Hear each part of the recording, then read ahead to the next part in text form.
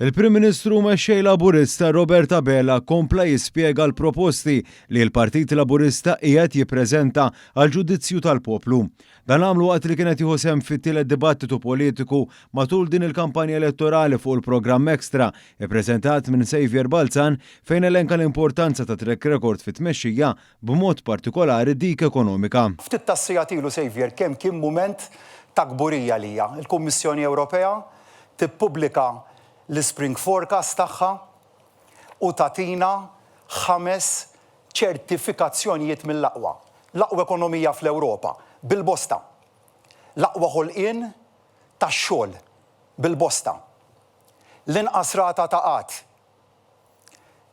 Rata ta' deficit sew taħt 3% qabel iż-żmien miftijem mal-Kummissjoni Ewropea ta' 2.2% u l-pis ta' d-dejn minkejja li tajna bil-biljuni tajnuniet fuq l-enerġija waħda l fuq minn biljun euro, 46% l-pis ta' d-dejn. Brabta ma' din it-tmexxija fiskali għalija Dr. Abela kontrasta mal-aġir tal-aħħar amministrazzjoni nazzjonalista meta l-poplu kien ingħata biss 5 bożozz minflok l-istabilità assoluta li ta' Gvern Laburista fl-aħħar snin. Apparti minn hekk il-Prim Ministru fakkar kif il-Kap Nazzjonalista lanqas biss kien familjari mal-kunċett ta' fiscal forecast. Dawn huma l-fiscal forecasts.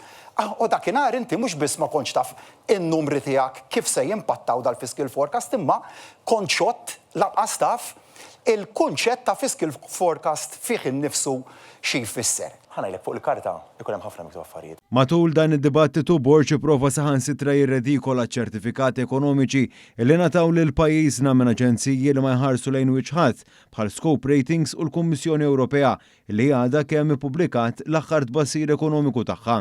Il-Prim Ministru għamel referenza wkoll għal wedi diskriminatorji li l-Partit Nazzjonalista jagħti jagħmel matul din il-kampanja elettorali. Hawn Dr. Abela semma dik li tagħti pensjoni prorata anke lil min li kieku Malti ma jikkwalifikax għal pensjoni. Tagħtu pensjoni kontributorja prorata intom lil min ikun ilu jaħdem sena pereżempju ġewwa pajjiżna. Kull min ħallas bollet tgħidu jieħu pensjoni u din min se jibbenefika minnha?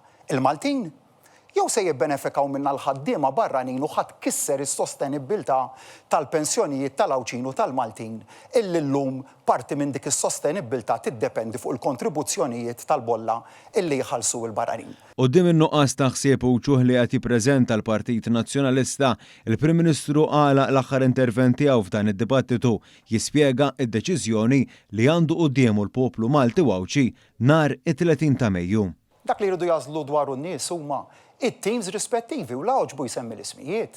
La semma lil Charles Azzopardi, lażli allura bejn Charles Azzopardi, Clyde Caruana, Ian Borch, Silvio Xkembri u Miriam Dalli. Dawk huma l-għażliet illi għandna qudiemna, dawk huma l-għażliet ta' bejn in-nies li jridu jmexxu s-setturi rispettivi tal-finanzi, tal-ekonomija, tal-enerġija, tal-qasam ambjentali, tal-qasam soċjali, id-diversi setturi illi huma meħtieġa biex pajjiż jibqa' stabbli u sod mhix quddiem